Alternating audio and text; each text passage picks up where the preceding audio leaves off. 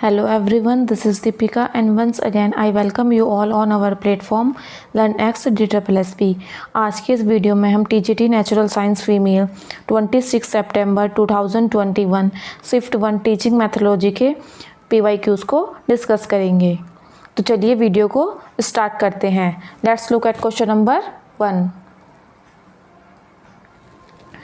Which of the following sections of the Right to Education Act 2009 provides for the curriculum and evaluation procedure?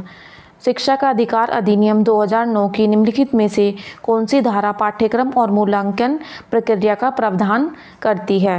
Option A 21A, option B 33, option C 31, option D 35। तो इसका correct answer हो जाएगा option A 21A। Question number 2. By what age does early imaginative fears generally disappears amongst children? बच्चों में आमतौर पर किस उम्र तक प्रारंभिक कल्पनात्मक वह गायब हो जाते हैं? Option A 8 years, option B 12 years, option C 15 years और ऑप्शन डी है 18 ईयर्स। तो इसका करेक्ट आंसर हो जाएगा option B 12 years. Question number 3. Which of the following forms of gender discrimination have seen in classrooms in India? निम्नलिखित में से कौन सा लिंग भेदभाव भारत में कक्षाओं में देखा गया है? First, boys receive more academic help, लड़कों को अधिक शैक्षणिक सहायता मिलती है। Second, teachers criticise the girls severely when they deviate from gender roles, शिक्षक लैंगिक भूमिकाओं से विचलित होने पर लड़कियों की कड़ी आलोचना करते हैं। तो इसका करेक्ट आंसर हो जाएगा ये दोनों ही जो डिस्क्रिमिनेशन है, जेंडर डिस्क्रिमिनेशन, वो इंडिया के क्लासरूम में देखे गए हैं। तो ऑप्शन हो जाएगा C both 1 and 2। Question number 4. Which of the following is not a step in the scientific method of solving a problem? निम्नलिखित में से किसी समस्या को हल करने की वैज्ञानिक पद्धति में एक कदम नहीं है? Option A sensing the problem, समस्या को भापना, option B analysing the problem, समस्या का विश्लेषण, option C memorising the steps to solve the problem, समस्या को हल करने के चरणों को रटना और ऑप्शन डी है कलेक्टिंग द डेटा, यानी कि डेटा को एकत्र करना। तो इसका करेक्ट आंसर हो जाएगा option C memorising the steps to solve the problem. Question number 5. Who state that the most useful scientific attitudes are open-mindedness, critical mindedness, respect for evidence, suspended judgment, intellectual honesty, willingness to change opinion, search for truth, curiosity, rational thinking, etcetera.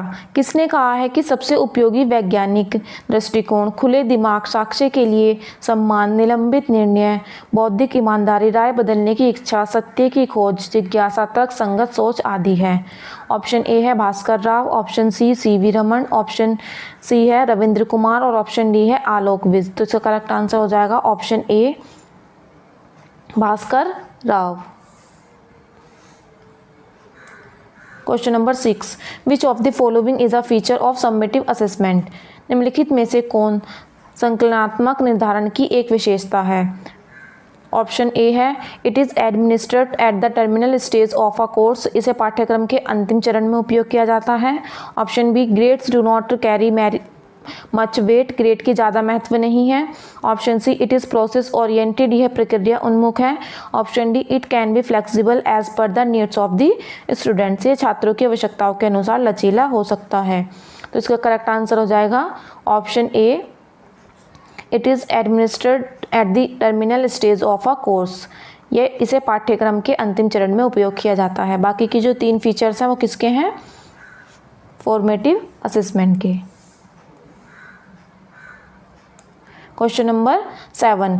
Education can be first formal, second informal, यानी कि शिक्षा हो सकती है औपचारिक और अनौपचारिक। तो इसका करेक्ट आंसर हो जाएगा option number B both 1 and 2। Which of the following is a very detailed and specific plan consisting of intended learning outcomes, description of teaching learning strategies and activities, an actual tool for assessment of the learning outcomes। निम्नलिखित में से कौन सा एक विस्तृत और विशिष्ट योजना है जिसमें सीखने के इच्छित परिणाम, शिक्षण अधिगम, रणनीतियों और गतिविधियों का विवरण और सीखने के परिणामों के आंकलन के लिए वास्तविक उपकरण शामिल है। ऑप्शन ए है ईयर प्लान यानी वार्षिक योजना, option B semester plan semester योजना, ऑप्शन सी यूनिट प्लान इकाई योजना और ऑप्शन डी लेसन प्लान पाठ योजना। तो इसका करेक्ट आंसर हो जाएगा option D lesson plan. Question number 9. As per the National Center for Improving Science Education, how many scientific concepts are there for elementary education? राष्ट्रीय विज्ञान शिक्षा सुधार केंद्र के अनुसार प्रारंभिक शिक्षा के लिए कितनी वैज्ञानिक अवधारणाएं हैं? ऑप्शन ए है 5, ऑप्शन बी 7, ऑप्शन सी है 9 और ऑप्शन डी है 11। तो इसका करेक्ट आंसर हो जाएगा option C 9। Question number 10. Which of the following is not advised to kept in mind while selecting activities for co-curricular activities? सह पाठ्यक्रम गतिविधियों के लिए गतिविधियों का चयन करते समय निम्नलिखित में से किसे ध्यान में रखने की सलाह नहीं दी जाती? Option A activity should B reasonably large in number and varied, गतिविधियां संख्या में यथोचित रूप से बड़ी और विविध होनी चाहिए। Option B the activity should not impose excess strain on the students, गतिविधियों को छात्रों पर अधिक दबाव नहीं डालना चाहिए। Students must be force to participate in all the activities, छात्रों को सभी गतिविधियों में भाग लेने के लिए मजबूर किया जाना चाहिए। Option D the activity should be in accordance with the students interest and ability. तो इसका करेक्ट आंसर हो जाएगा option number C, student must be force to participate in all the activities, यानी कि छात्रों को सभी गतिविधियों में भाग लेने के लिए मजबूर करना चाहिए। इस बात को आपको माइंड में नहीं रखना है।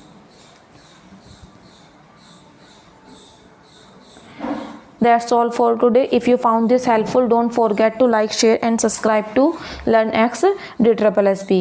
In the next video, we will discuss TGT Natural Science 25 September Shift 1 Teaching Methodology PYQ. So hit the bell icon to stay updated.